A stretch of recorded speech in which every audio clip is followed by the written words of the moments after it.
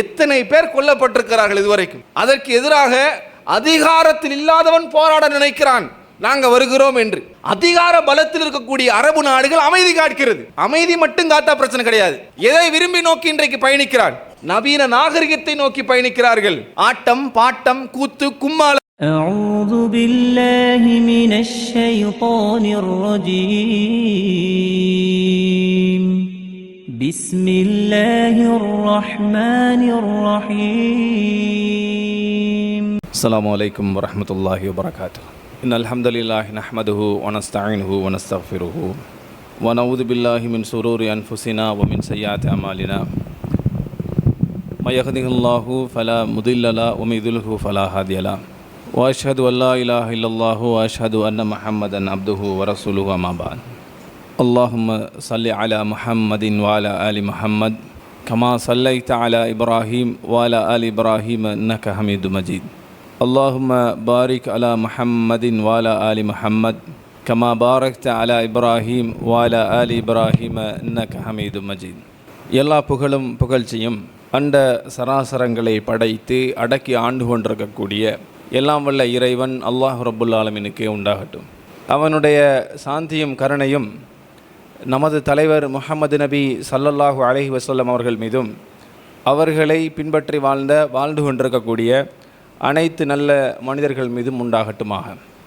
ஏனோ தானோ என்று வாழ்ந்து கொண்டிருந்த மக்களை எல்லாம் இஸ்லாம் என்ற ஒரு நம்பிக்கையினூடாக முஹம்மது நபி ஸல்லல்லாஹு அலைஹி வஸல்லம் அவர்கள் சகோதரத்துவத்தை ஏற்படுத்தி ஒற்றுமை ஏற்படுத்தி அவர்களுக்கு மத்தியில் இணக்கத்தை உருவாக்கி அழகான ஒரு வாழ்க்கை கட்டமைப்பை அல்லாஹுடைய தூதர் உருவாக்கினார்கள்.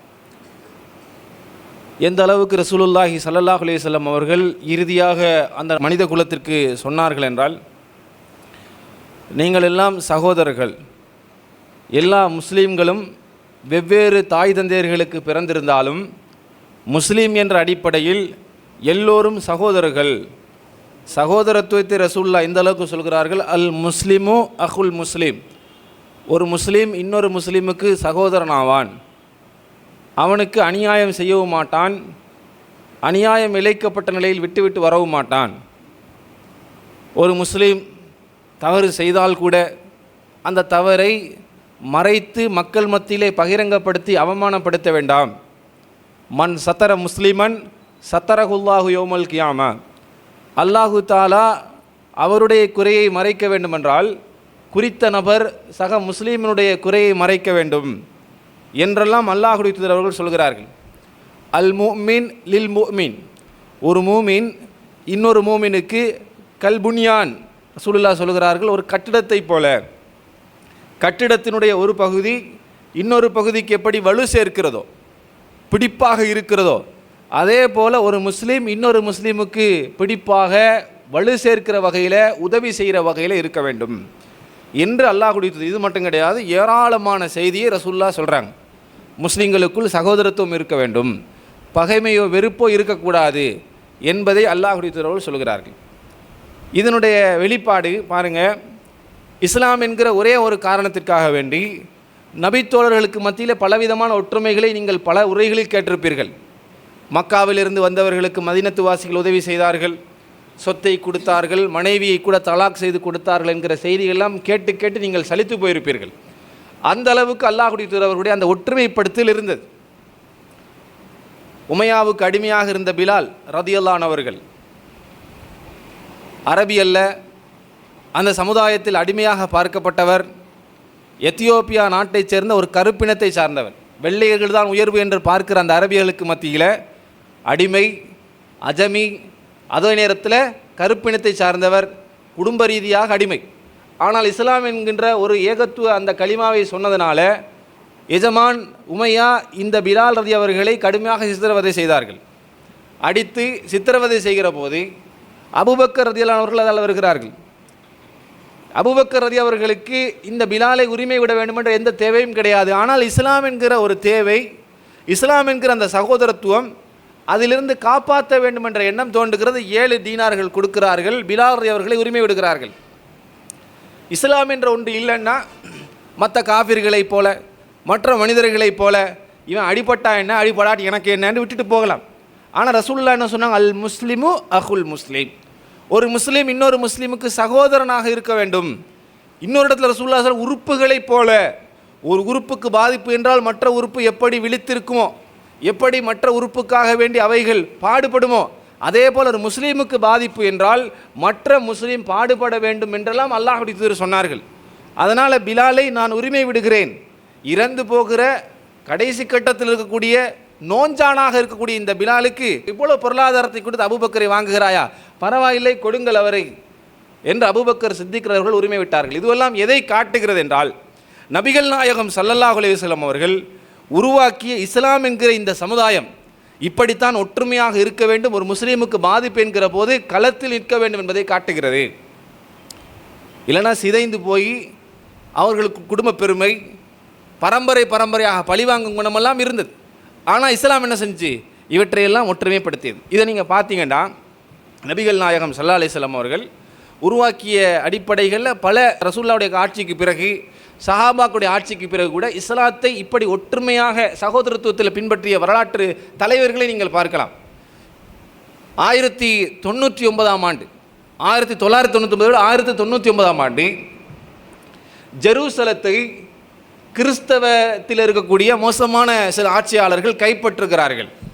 வீரர்கள் ஜெருசலத்தில் முஸ்லீம்கள் ஆட்சியில் இருக்கிற போது அதை அவர்கள் கைப்பற்றுகிறார்கள். அதை சிலுவை யுத்தம் என்று சொல்வார்கள். அப்படி கைப்பற்றி முஸ்லீம்களுக்கு நோவினை கொடுக்கிறார்கள். இன்றைக்கு இஸ்ரேல் எப்படி காசா பாலஸ்தீன் மக்களுக்கு நோவினை கொடுக்கிறார்களோ, அதே போல கிறிஸ்தவ உலகம் அன்றைக்கு 1999ஆம் ஆண்டு ஜெருசலத்தை கைப்பற்றி முஸ்லீம்களுக்கு நோவினை கொடுக்கிறார்கள். எந்த அளவுக்கு என்றால், வரலாற்றில் 75,000 முஸ்லீம்களை அவர்கள் கொலை செய்கிறார்கள். கிறிஸ்தவ வீரர்கள் கொலை செய்கிறார்கள். குழந்தைகள், பெண்கள், ஆண்கள், வயது போனவர்கள் என்று 75,000 பேரை கொலை செய்கிறார்கள். அதுவும் ஈவு இரக்கம் இல்லாமல் கொலை செய்தார்கள் என்று வரலாறு சொல்லுகிறது. அப்போ மிஸ்ரில் ஆட்சியில் இருக்கிறார் சலாஹுத்தீன் அய்யூபி என்கிற ஒரு வீரர். இவர் இன்றைக்கு நினைக்கிற அரபுலகத்தில் இருப்பவர்கள் போன்று ஏனோ தானோண்டு இருந்திருக்கலாம். என்ன இருந்தாலும் உள்ளத்துக்குள் என் சகோதரன் பாதிக்கப்படுகிறான் என்ற உணர்வு கிளந்தெழுந்தது. சிரியாவுக்கு வருகிறார், ஆட்சியை பிடிக்கிறார், வீரர்களை கட்டுப்பாட்டுக்குள் கொண்டு வருகிறார். ஈஜிப்டிலிருந்து சிரியாவினுடைய ஆட்சித் தலைவராக சலாஹுதீன் அய்யூபி அவர்கள் மாறுகிறார்கள். ஜெருசலத்தில் முஸ்லீம்களுக்கு பாதிப்பா, முஸ்லீம்களை சிறுமைப்படுத்துகிறார்களா, கொலை செய்கிறார்களா, அதற்கு எதிராக களத்தில் நிற்க வேண்டும், அதற்கு எதிராக போராட வேண்டும் என்று போராடுகிறார். எந்த அளவுக்கு 1167ஆம் ஆண்டு சலாஹுதீன் அய்யூபினுடைய காலின் கீழ் அந்த கிறிஸ்தவ உலகம் சரணடைந்தது. வெளியே போங்கடா எல்லாரையும் முன்னர். ஆனால் கிறிஸ்தவ உலகம் அன்று முஸ்லீம்களை கொலை செய்தது போல சலாஹுதீன் அய்யூபினுடைய ஆட்சியில் அந்த கிறிஸ்தவர்களை சிறைப்பிடித்து கொலை செய்யவில்லை. போங்க, இங்கிருந்து போயிருங்க, இதை தந்துட்டு போங்கன்னு ஒப்படைச்சாங்க. அதனால் வரலாற்றில் கூட சலாஹுதீன் அய்யூபினுடைய இரக்கத்தன்மையை பாராட்டி புகழ்ந்து புத்தகம் வெளியிட்டிருக்கிறார்கள். இதை ஏன் இந்த செய்தியை சொல்கிறேன் என்றால், அன்றைக்கு இருந்த இந்த எண்ணங்கள் முஸ்லீம் பாதிக்கப்படுகிற போது தன்னுடைய உயிரை துச்சமென மதித்து ஜெருசலத்தை சுற்றி வளைத்து காபீர்களை அடித்து விரட்டி அந்த வீரம் இருக்கிறதே, தக்குவா, அல்லாஹ் மீது வைத்திருந்த அந்த பயபக்தி இன்றைக்கு இருக்கக்கூடிய அரபுலகத்துக்கு எங்கு போனது? அன்னைக்கு ஜெருசலத்தில் ஆட்சி செய்கிற போது சவுதி கிடையாது, குவைத்து கிடையாது, துபாய் கிடையாது, சிறு சிறு பிரதேசங்களாக இருந்தது. அன்றும் கூட சில அரபிகள் இந்த கிறிஸ்தவ உலகத்திலே ஒப்பந்தங்கள் செய்து கொண்டு வாழ்ந்து கொண்டு தான் இருந்தார்கள். அதனால் அது கூட சலாஹுதீன் அய்யூபிக்கு பெரும் ஒரு எதிர்ப்பாக இருந்தது. அந்த உள்ளால இன்னைக்கு செய்கிற மாதிரியே அன்னைக்கும் பல ஒப்பந்தங்கள், பல வியாபார ஒப்பந்தங்கள் நடைபெற்று கொண்டிருந்தது. இன்னைக்கு என்ன நடக்கிறது பார்த்தீங்கன்னா தெரியும். இப்போ ஒரு 3 நாட்கணக்கில் கூட இந்த ஜெருசலத்தை நோக்கி இஸ்ரேல் குண்டு வீசுகிறது. ஒப்பந்தத்தை முறியடித்து விட்டார்கள் என்ற ஒரு காரணம் என்ற பொய்யை சொல்லி குண்டு வீசுகிறார்கள். ஏறக்குறைய 400 முதல் 600 பேர் கொல்லப்படுகிறார்கள். 413, இப்போ 433ங்கிறாங்க. 600 பேர் பாதிக்கப்பட்டிருக்கிறார்கள். அதில் 163க்கு மேலே குழந்தைகளை குறிவைத்தே தாக்கி இருக்கிறான். ரசூலுல்லாஹ் இருந்திருந்தால், நபித்தோழர்கள் இருந்திருந்தார், அல்லது இந்த பிறகு வந்த சலாஹுதீன் அய்யூப் போன்ற தலைவர்கள் இருந்திருந்தால், ஆட்சி பலம் இருந்திருந்தால் என்ன செய்திருப்பார்கள், எதை நடத்தியிருப்பார்கள், உள்ளத்துக்குள் எப்படி இருந்திருக்கும்? என் சக இஸ்லாமியன் பாதிக்கப்படுகிறான். ரசூலுல்லாஹ் சொன்னார்கள், என் சதையை போன்று ஒவ்வொரு முஸ்லீமும் இன்னொருவனுடைய உறுப்பை போன்று என் சக சோழன் பாதிக்கப்படுகிறான். பச்சை குழந்தையை கொலை செய்கிறான், கொத்து கொத்தாக தூக்கி கொண்டு வருகிறான். நிம்மதி அடைந்து விட்டோம் என்று காசாவுக்கு வந்தவர்கள் மீண்டும் கொல்லப்படுகிறார்கள், குறிவைத்து தாக்குகிறான். இதையெல்லாம் பார்த்த ஒரு இஸ்லாமிய தலைவனுடைய உள்ளத்துக்குள் என்ன வர வேண்டும்? வெறும் கண்டன உரை மட்டுமா, அல்லது கண்டனத்தை மட்டும் சொல்வது மட்டுமா இருக்கணும்? இல்லை, அதுக்காக போராட அதிகாரத்தில் உள்ளவன் அதற்காக போராட வேண்டும். ஆனால் என்ன நடக்குது பாருங்க, என்ன இன்றைக்கு நடக்கிறது? இதற்கு எதிராக சவுதி ஒரு குரல் கொடுக்கிறது. என்ன? கண்டனம், இஸ்ரேல் இப்படி செய்வதை நாங்கள் கண்டிக்கின்றோம். இது போதுமா? எத்தனை பேர் கொல்லப்பட்டிருக்கிறார்கள் இதுவரைக்கும். அதற்கு எதிராக அதிகாரத்தில் இல்லாதவன் போராட நினைக்கிறான், நாங்கள் வருகிறோம் என்று. அதிகார பலத்தில் இருக்கக்கூடிய அரபு நாடுகள் அமைதி காக்கிறது. அமைதி மட்டும் காத்தா பிரச்சனை கிடையாது. எதை விரும்புகிறான்? எதை விரும்பி நோக்கி இன்றைக்கு பயணிக்கிறான்? நவீன நாகரிகத்தை நோக்கி பயணிக்கிறார்கள். ஆட்டம், பாட்டம், கூத்து, கும்மாளம். ரியாத் சீசன் என்று ஒன்றை உருவாக்கினார்கள் சிறு ஆண்டுகளுக்கு முன்னாடி. அதில் ஆடம்பரத்துக்கு ஆட விடுவதற்கு பெண்களை கொண்டு வந்து ஆட விட்டார்கள். அரைகுறை ஆட்டம். அதை பார்த்து ஸ்டேஜுக்கு போய் அரபி பெண்கள் கூட ஆட்டம் போட்டார்கள். சமூக வலைதளங்களில் வந்து ஆண்கள் பெண்கள் என்று குத்தாட்டம் போட்டார்கள். நபிகள் நாயகம் ஸல்லல்லாஹு அலைஹி வஸல்லம் அவர்கள் உருவாக்கிய சமூகம் உள்ள ஊர் சகோதரர்களை. வெறும் ஜுப்பாவையும் தலைப்பாகையும் பார்த்து விட்டு இஸ்லாம் நீங்கள் நினைக்க வேணாம். இன்னைக்கு ஒரு ஆசியானில் இந்த பகுதியில் இருக்கக்கூடியவர்கள்ட்ட இருக்கக்கூடிய தக்குவா, இறையச்சம், இஸ்லாமிய பண்பாடு அவர்கள்ட்ட இல்லை சகோதரர்களே. எந்த அளவுக்கு மாறி இருக்கிறார்கள்? உலக சொகுசை மட்டுமே நோக்கி போகிறார்கள். கட்டிடங்களை கட்டிவிட்டால் அல்லாஹ் சொர்க்கத்தில் போடுவான்னு நினைச்சிருக்காங்க தெரியல. துபாயில் ஒரு கட்டிடம் 850 மீட்டர் அளவுக்கு உயரத்தில் கட்டுகிறான்னு சொன்னால், அதற்கு போட்டியாக நான் ஒன்றை கட்டுகிறேன், ஜித்தா டவர்னு ஒன்றை கட்டுகிறேன், நான் முடிக்கலை. சவுதி 1 கிலோமீட்டர் உயர்வு, 1000 மீட்டர். எப்படி இருக்குன்னு? 1 கிலோமீட்டர் உயர்வு, 1000 மீட்டர் உயர்வுக்கு முடிக்கப்படலை. பொருளாதாரம் பற்றாக்குறை நிறுத்தி வைத்திருக்கிறான். ஆனால் இங்கேயோ காசாவில் கட்டிடங்கள் தரைமட்டமாக்கப்படுகிறது. ஆனால் அந்த முஸ்லீம் சமுதாயமோ கட்டிடங்களை உயர்த்தி கட்டி கொண்டே போகிறார்கள். அல்லாஹ் கேட்க மாட்டான்னு நினச்சிட்டு இருக்கிறான்.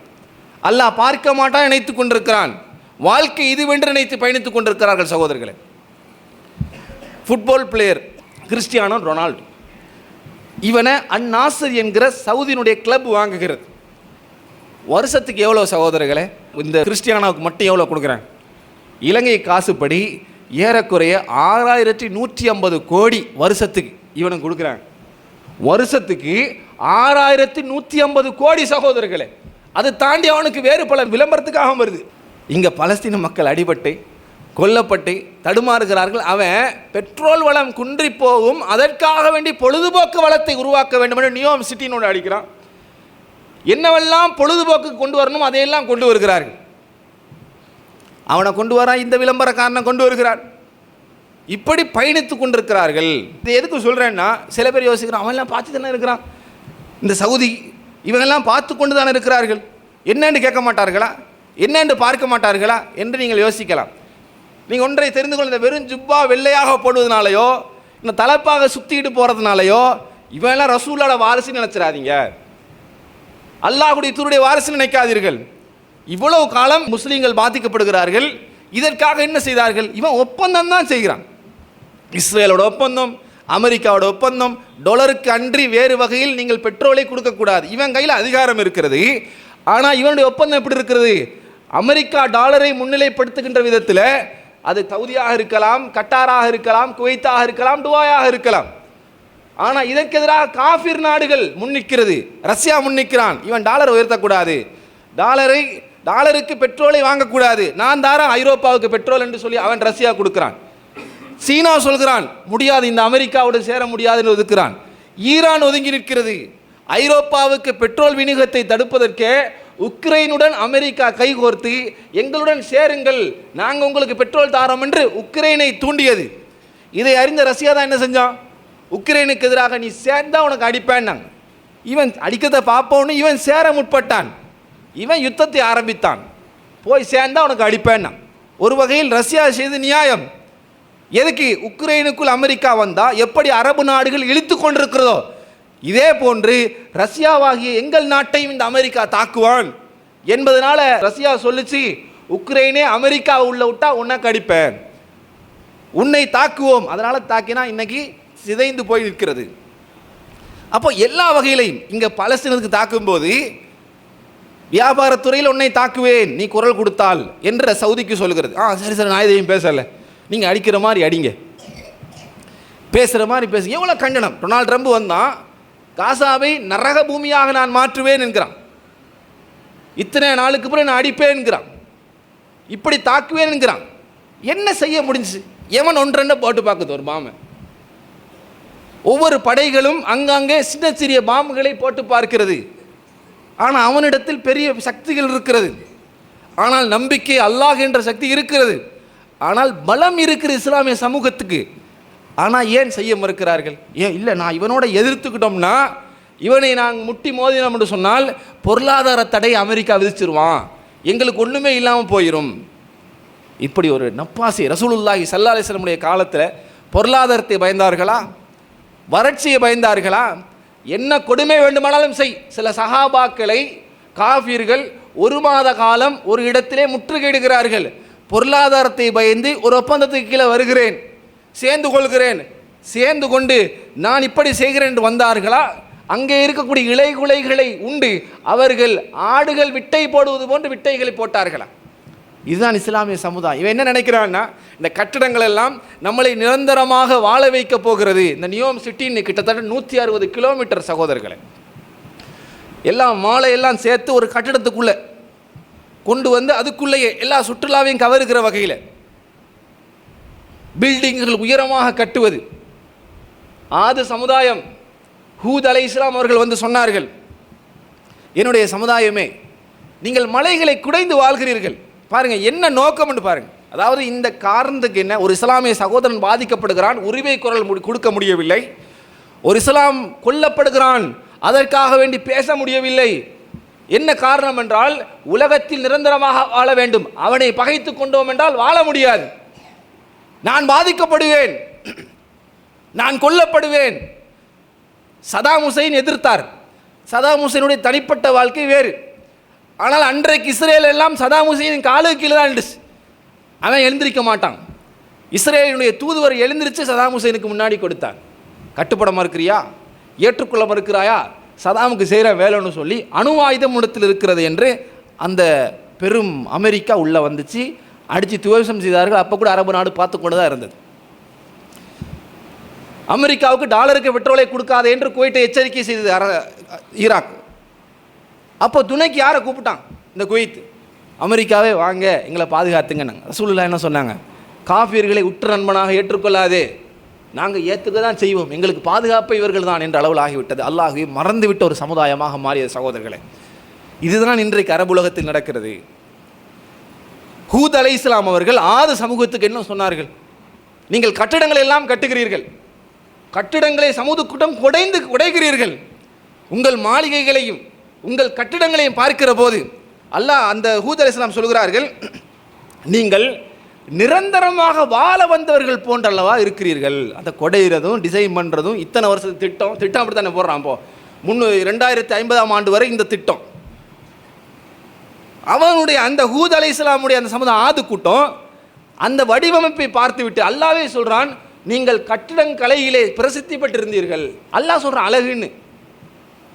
இன்னைக்கு இவன் உயரமாக கட்டுவதை விட அவர்கள் அலங்கரித்து கட்டுவர்களாக இருந்தார்கள். அப்போ ஹூத் அலைஹிஸ்ஸலாம் கேட்குறாங்க, நீங்கள் இந்த கட்டிடங்களை அமைப்பதை பார்த்தால் நிரந்தரமாக இங்கே இருப்பது போன்றல்லவா இருக்கிறீர்கள். நீங்கள் நிரந்தரமாக இருக்க வந்த சமுதாயம் இல்லை, உங்களுக்கு நிரந்தரம் சொர்க்கம் அல்லது நரகம், மறுமை தான். இப்படி இருக்கிறீர்களே. அப்போ அல்லாஹ் சொல்கிறான், அவர்கள் அல்லாஹ்வை மறந்ததன் காரணமாக அவர்களை நாங்கள் அழித்தோம். ஃபஅம்மா ஆதும் ஃபஅஹ்லிகு பிரீஹின் சர்சரின் ஆத்தியா, ஒரு காற்றை அனுப்பினோம், 7 பகல்களும் 8 இரவுகள். அந்த காற்று போய் அவர்களை அழித்தது. எலும்பு மட்டும்தான் மிஞ்சுற மாதிரி நாங்கள் அழித்தோம். அல்லாஹ்வை மறந்தார்கள். அல்லாஹு தஆலா குர்ஆனில் இதை சொல்கிறான். அப்போ இந்த அரபு உலகத்தை நீங்கள் பாருங்கள், இவ்வளோ பில்டிங்கோட சொகுசாக காசுகளோடு வாழ்கிறார்கள். பில்டிங் கட்டுறான், சொகுசாக இருக்கிறான், எல்லாத்தையும் கொடுத்து வச்சுருக்கான் அல்லாஹு தஆலா. இப்ராஹிம் அலைஹிஸ்ஸலாம் கேட்ட ஒரே ஒரு துவா, யா அல்லாஹ், என்னுடைய பிள்ளைகளை இங்கே நான் குழி அமர்த்துகிறேன், பாலைவனம்தான், பசுமையான இடமாக யா அல்லாஹ் மாற்று, அவர்களுக்கு அபயம் பெறுகிற பூமியாக இதை நீ மாற்று. அப்படி மாற்றப்படுகிறது. நீங்கள் நினைக்க இவனுடைய நன்மை, இவன் தொழுது வணங்குகிறான் அந்த அரபிகள். அதனால் அல்ல, இப்ராஹிம் அலைஹிஸ்ஸலாம் கேட்ட துஆ, இப்ராஹிம் அலைஹிஸ்ஸலாம் பிரார்த்தனை செய்தது, அதன் விளைவாக இன்றைக்கு அனுபவித்துக் கொண்டிருக்கிறார்கள். ஆனால் இந்த சொகுசான வாழ்க்கையை பார்த்தால் ஒரு மூமினுக்கு இறையச்சம் வர வேண்டும். அப்துர் ரஹ்மான் அவுஃப் ரலியல்லாஹு அவர்களுக்கு முன்னாடி உணவு தட்டு வைக்கப்படுகிறது. பாருங்க, ஒரு ஈமானுக்கு எப்படி இருக்கணும், இன்னைக்கு இவனுக்கு எப்படி இருக்கான்னு பாருங்க. ஒரு உணவு தட்டு வைக்கப்படுகிறது, நல்ல செழிப்பான உணவு. அதை பார்த்த அப்துர் ரஹ்மான் அவுஃப் ரலியல்லாஹு அவர்கள் கவலைப்படுகிறார்கள். ஏன் நீங்கள் இவ்வாறு கவலைப்படுகிறீர்கள்? இன்று எனக்கு வழங்கப்படுகிற இந்த சொகுசான வாழ்க்கையை பார்க்கிற போது, இந்த வளமான உணவை பார்க்கிற போது, மறுமையில் எனக்கு எதுவும் இல்லாமல் போய்விடுமோ என்று பயமாக இருக்கிறது. அன்றைக்கெல்லாம் முஸ்அப் இப்னு உமைர் எங்களோடு இருந்தார், செல்வந்தராக இருந்தார். ஆனால் இஸ்லாத்துக்காக வேண்டிய அனைத்தையும் இழந்தார். அவர்களெல்லாம் முந்திவிட்டார்கள். இறந்ததற்கு பிறகு கபனிடுவதற்கு கூட சரியான போர்வை அவருக்கு கிடைக்கவில்லை. அவர்களெல்லாம் முந்திவிட்டார்கள். ஆனால் அல்லாஹு தாலா எங்களை கால தாமதப்படுத்துகிறான். அதனால் நிறைய செல்வத்தை அல்லாஹ் தருகிறான். இந்த செல்வம் எல்லாம் மறுமையில் எங்களுக்கு எதுவும் இல்லாமல் போய்விடுமோ என்று நான் பயமாக இருக்கிறது, அதனால் நினைத்து கவலைப்படுகிறேன் என்றார்கள். இதுதான் நபித்தோழர்கள் சகோதரர்களே. இப்படித்தான் ஒரு முஸ்லீமுக்கு இருக்க வேண்டும். சொத்து செல்வம் நமக்கு அல்லாஹ் நிறைய நேசிக்கிறான்ல, செல்வம் வரும்போது அல்லாஹ் சோதிக்கிறான். இதை செல்வத்தை வைத்து என்ன செய்ய போகிறான் என்று அல்லாஹ் சோதிக்கிறான். நியாமத்தை வழங்கிவிட்டு உனக்கு இத்தனை கோடான கோடியை தந்தேன், அனுபவித்துக் கொண்டு இரு என்று அல்லாஹ் சொல்வதில்லை. தர்ற நான் விசாரிப்பேன், மறுமையில் நான் கேட்பேன், இவ்வளவு சொத்துக்களை நான் தந்தேனே என்ன செய்தா என்று நான் கேட்பேன். அரபிகளுக்கு பாருங்க, டெக்ஸ் கிடையாது வாகனம் ஒன்று இறக்குமதி செய்வதற்கு. இலங்கைக்கு அது மாதிரி வாகனங்கள் 2050 ஆனாலும் வராது. ஜப்பானுடைய பல வியாபார ஸ்தலத்தில் உள்ளவர்கள் சொல்லுகிறார்கள், கார்கள் புதிதாக உற்பத்தி செய்தால், வாகனத்தை உற்பத்தி செஞ்சால் அமெரிக்காவுக்கோ ரஷ்யாவுக்கோ வல்லரசு நாடுகளுக்கோ போவது கிடையாது. இந்த அரபிக்காரன் தான் முதல் ஆர்டர் செய்கிறான். நீங்கள் என்ன ஆர்டர் பண்ணுவீங்க? பெருசா ஐஃபோனில் புதுசாக வந்தால் அதை பக்கெட்டுக்காக ஆர்டர் பண்ணுவாங்க. நான் தான் முதல்ல வெளியிட்டத்தோட வாங்கினேன். ஆனால் இவனுங்க எதை ஆர்டர் பண்ணுவாங்க தெரியுமா? புதுசாக 2025 ஒரு மாடல் வருதுன்னா அதை நான் தான் முதலில் வாங்க வேண்டும் என்று வாங்குகிறார்கள். டெக்ஸ் கிடையாது, பொருளாதாரம் இருக்குது. இங்கே டெக்ஸும் இருக்குது, பொருளாதாரம் இல்லை, அது ஒரு பிரச்சனை. ஆனால் அங்கே டெக்ஸ் அதிகப்படியானது கிடையாது, பொருளாதாரம் அதிகமாக அல்லாஹ் கொடுத்து வச்சுக்கிறான். அது தவிர இன்ஸ்டால்மெண்ட்டுக்கு ஆயுள் லைஃப் இன்ஸ்டால்மெண்ட், எப்போ வேணாலும் தந்து முடி நான் காரை வச்சுக்க. ஆடுகிறார்கள், கொண்டாடுகிறார்கள். ஆனால் சக பாலஸ்தீனிய மக்கள் பாதிக்கப்படுகிறார்கள். அதை பற்றி குரல் இல்லை. ரசூலுல்லாஹ் சொன்னார்களா இதை பற்றி என்றால், ரசூலுல்லாஹி ஸல்லல்லாஹு அலைஹி வஸல்லம் புன்னகைத்தவாறே சொன்னார்கள். அபூ உபைதா இப்னுல் ஜர்ராஹ் ரலியல்லாஹு அன்ஹு அவர்கள் பஹ்ரைனுக்கு நிதி வசூலிப்பதற்காக போனார்கள். பொருளாதார பற்றாக்குறை தான். ரசூலுல்லாஹ் காஃபிர்களுடன் கைகோத்திருந்தால் அன்றைக்கு இருந்த அரபிகள் அழகாக வாழ்ந்திருக்கலாம், முஸ்லிம்கள் ஜாம் ஜாம் என்றிருந்திருக்கலாம். ஒரு சில மார்க்க விஷயத்தை விட்டுக் கொடுத்திருந்தால் ரசூலுல்லாஹ்வை அழகாக வாழ்ந்திருக்கலாம். வியாபாரத்தில் பிரசித்தி பெற்றிருந்த முஹம்மத் தான் இஸ்லாத்தை ஏற்றுக்கொண்டதற்கு பிறகு, இஸ்லாத்தை போதிக்கப்பட்டதற்கு பிறகு ஏழ்மை நிலைக்கு போனார் ஸல்லல்லாஹு அலைஹி வஸல்லம் அவர்கள். அப்படிப்பட்ட நிலைக்கு மாறுவதற்கு காரணம் இஸ்லாத்தின் மீது வைத்த பற்று. பஹ்ரைனுக்கு நிதி வசூலித்துக் கொண்டு வருவதற்கு இஸ்லாமியர்கள் நோக்கி அனுப்புகிறாங்க ரசூலுல்லாஹ் அபூ உபைதா இப்னுல் ஜர்ராஹ் ரலியல்லாஹு அன்ஹு அவர்களை. பஹ்ரைனுக்கு போகிறார்கள். போனால் இங்கே அன்சாரி சஹாபாக்களும் முஹாஜிர்களும் இருக்கிறார்கள். ஒரு சிறிய நிதி வருகிறது. அபூ உபைதா இப்னுல் ஜர்ராஹ் ரலியல்லாஹு அன்ஹு அவர்கள் வந்தது சுபஹ் நேரம். இந்த செய்தி கிடைக்கிறது. எந்த அளவுக்குன்னு பாருங்களேன். இன்னைக்கு உங்கள்கிட்ட ஒரு 10,000 ரூபா கிடைக்குதுன்னு சொன்னால் சவுண்டு வெளியில் வருமா? அவர்கிட்ட 10,000 கிடச்சிருக்குதான், அவர் ஒரு வாகனம் வாங்கியிருக்காராம், ஆடம்பரமாக வருமா? செய்தி இல்லை. ஜாம் ஜாம் என்று வியாபாரத்தில் பிரசித்தி பெற்றுக் கொண்டிருந்த இஸ்லாத்துக்கு முன்னாடி இந்த நபித்தோழர்கள் பஹ்ரைன்லேருந்து ஒரு சிறு நிதி வருகிறது, இது தகவல் கிடைத்து சந்தோஷப்படுறாங்க, ஒரு நிதி வந்திருக்கிறது என்று. ஆசைப்படத்தானே செய்வோம். வறட்சியில் இருக்கிறார்கள், கவர்மெண்ட்டுக்கு, இஸ்லாமிய கவர்மெண்ட்டுக்கு கொஞ்சம் வருகிறது, ஆசைப்படுகிறார்கள், கொஞ்சம் சலசலப்பு கூட ஏற்படுகிறது, சந்தோஷத்தினால் புன்னகைக்கிறார்கள் நபித்தோழர்கள். அல்லாஹ்வுடைய தூதர் அவர்கள் தொழுகையை முடித்து விட்டு பார்க்குறாங்க, நபித்தோழர்கள்ட்ட என்ன இருக்கிறது? புன்னகை இருக்கிறது. என்ன? பொருளாதாரம் கொஞ்சம் கிடைத்திருக்கிறது. அப்போ ரசூலுல்லாஹ் கேட்குறாங்க, அபூ உபைதா வந்து விட்டார் போல, பஹ்ரைனிலிருந்து நிதியுடன் வந்திருக்கிறார் போல. இது யாருக்கு? ரசூலுல்லாஹ் அரபுகளுக்கு சொல்கிறாங்க பாருங்க, சஹாபாக்கள். ஆமாம் யா ரசூலல்லாஹ், வந்து விட்டார்கள். அப்போ அல்லாஹ்வுடைய தூதர் அவர்கள் சொல்லுகிறார்கள், அல்லாஹ் மீது சத்தியமாக, ரசூலுல்லாஹ் சொல்கிறாங்க, கொஞ்சம் தான் பொருளாதாரம், அதெல்லாம் கோடிக்கணக்கான பொருளாதாரம் கிடையாது, கொஞ்சம் நிதி. அல்லாஹ் மீது ஆணையாக சொல்லுகிறேன், ரசூலுல்லாஹ் சொல்கிறாங்க, சிரிக்கிறாங்க, ரசூலுல்லாஹ் சிரிச்சுட்டு சொல்கிறாங்க, அல்லாஹ் மீது ஆணையாக சொல்லுகின்றேன், உங்களுக்கு பஞ்சம் வந்து இஸ்லாத்தை விட்டு போவீர்கள் என்று நான் பயப்படவில்லை. கஷ்டம் வந்து இஸ்லாத்தை விட்டு போவீர்கள் நான் நினைக்கவில்லை. மாறாக உங்களுக்கு முன்னால் வாழ்ந்த சமுதாயத்திற்கு அல்லாஹு தாலா சொத்து சுகங்களை கொடுத்து அவர்கள் சொத்து சுகங்களுக்காக போட்டி போட்டுக்கொண்டு அழிந்து போனார்களே, இதே போன்று நீங்களும் அழிந்து போய்விடுவீர்களோ என்று தான் நான் பயப்படுகிறேன் என்றார்கள். இன்னைக்கு நீங்கள் அப்படியே இந்த அரபிகளை பார்க்கலாம். சொத்து சுகம், அவன் ஒரு பில்டிங் கட்டினா அதை விட பெரிய பில்டிங் நான் கட்டுறேன், அவன் ஒரு வாகனம் வாங்கினா அதை விட பெரிய வாகனம் வாங்கலாம் என்று போட்டி பொருளாதாரத்தில் தான் இருக்கிறது. அதற்காக அடித்துக்கொண்டு அழிந்து கொண்டிருப்பதை பார்க்கலாம். ரசூலுல்லாஹ் இன்னொரு செய்தியும் சொல்கிறாங்க, என்னுடைய தோழர்களே, இன்றைக்கு நீங்கள் வீரமிக்கவர்களாக இருக்கிறீர்கள். ஒரு இஸ்லாமியனுக்கு பாதிப்பு என்றால் களத்தில் நிற்கிறீர்கள். அபூ தல்ஹா ரதியல்லாஹு அன்ஹு அவர்கள் யுத்த களத்திலே சொல்கிறார்கள், டேய், யாராவது உங்களிலே என் முஹம்மத் தூதரை கொல்ல வேண்டுமென்றால் நான் உயிரோடு இருக்கும் வரைக்கும் அது நடக்காது. என்னை கொலை செய்ததற்கு பிறகுதான் என் தூதர் முஹம்மதை கொல்ல முடியும் என்று ரசூலுல்லாஹி ஸல்லல்லாஹு அலைஹி வஸல்லம் அவர்களுக்காக குரல் கொடுத்தார்கள். சஹாபாக்கள் சொல்கிறார்கள், அந்த யுத்த காலத்தில் அபூ தல்ஹா அவர்கள் முயற்சித்து பாடுபட்டது போன்று வேறு யாரையும் நாங்கள் பார்க்கவில்லை. தன்னுடைய உயிரை துச்சமென மதித்து அல்லாஹ்வின் தூதரை பாதுகாக்க வேண்டும் என்று நினைத்தார்கள் அபூ தல்ஹா ரலியல்லாஹு அன்ஹு அவர்கள். இந்த நிலை இன்னைக்கு இருக்குதான்னு கேட்டால் எதுவுமே இல்லை. இறந்து போனால் அஸ்தக்ஃபிருல்லாஹ், சுபஹானல்லாஹ். அவனு நம்மளையும் நமக்காவது ஒரு உள்ளத்தில் ஒரு எண்ணம் வருது, ஏன் இப்படிலாம் செய்யலாம், அநியாயக்காரன் அழிந்து போக வேண்டும் என்ற எண்ணம் இருக்கிறது. ஏன் காஃபிருக்கு வருதே? அமெரிக்கா, ஐரோப்பா நாடுகளில் காஃபிர்கள் களத்தில் நின்று போராடுகிறார்கள். இந்த நெதன்யாகு என்கிற மனித படுகொலை செய்கின்ற இந்த நாய் ஆட்சி விட்டு போக வேண்டும், அமெரிக்காவை அதை கேள் என்று களத்தில் நிற்கிறார்கள், அமெரிக்காவை கண்டிக்கிறார்கள். ஆனால் இவனுங்க வாயில சிகரெட்டோட இஸ்லாம் என்ற பேரில் ஜுப்பா விட்டு திருதான்.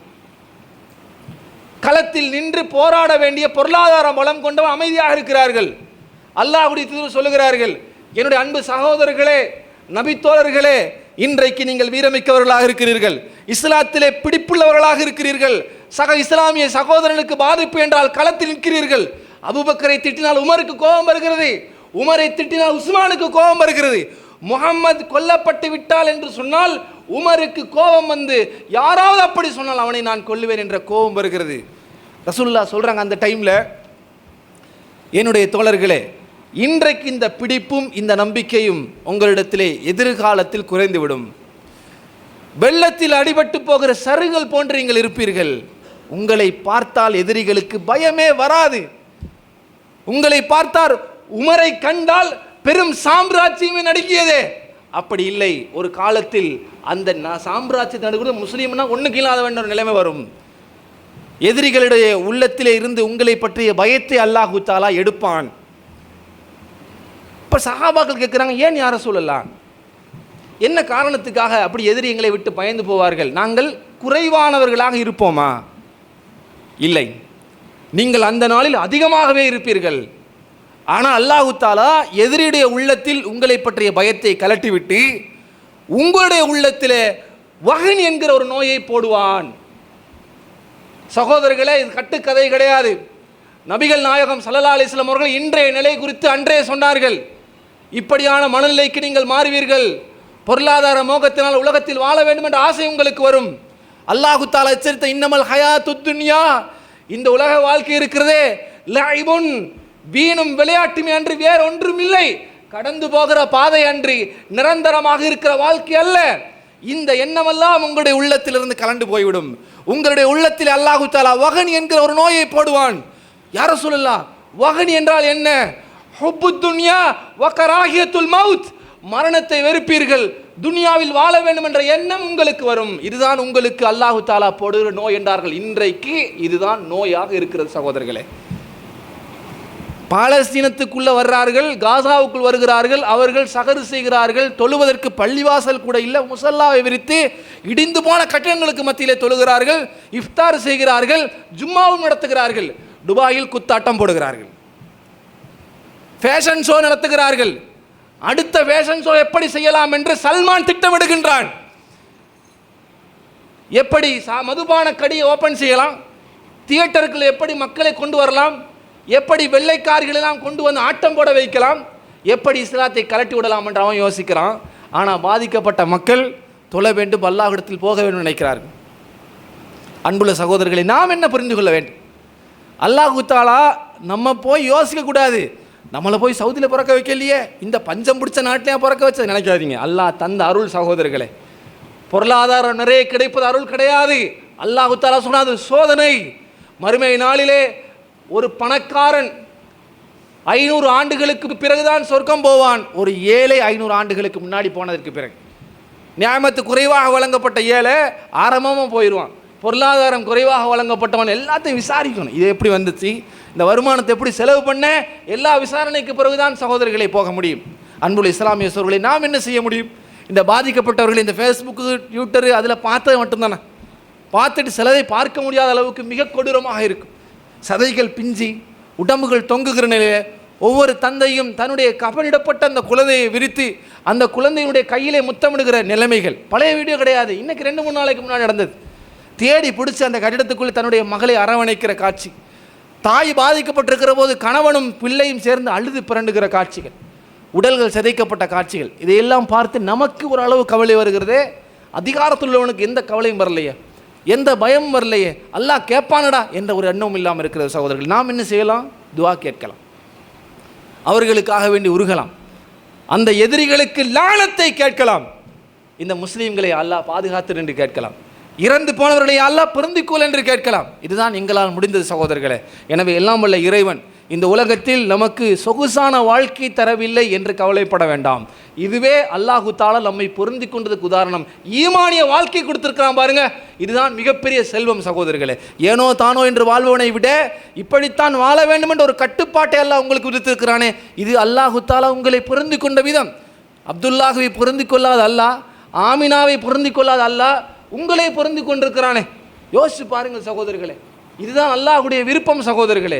இந்த விருப்பத்திற்காக இறைவனுக்கு சுக்குர் செய்வோம், அதிகமாக சக முஸ்லிமுக்காக வேண்டி பிரார்த்தனை செய்வோம். எல்லாம் வல்ல இறைவன் அப்படிப்பட்ட நல்ல மக்களாக அல்லாஹு தஆலா என்னையும் உங்களை மாக்குவானாக. வாஹிர் தஅவா அல்ஹம்துலில்லாஹி ரப்பில் ஆலமீன்.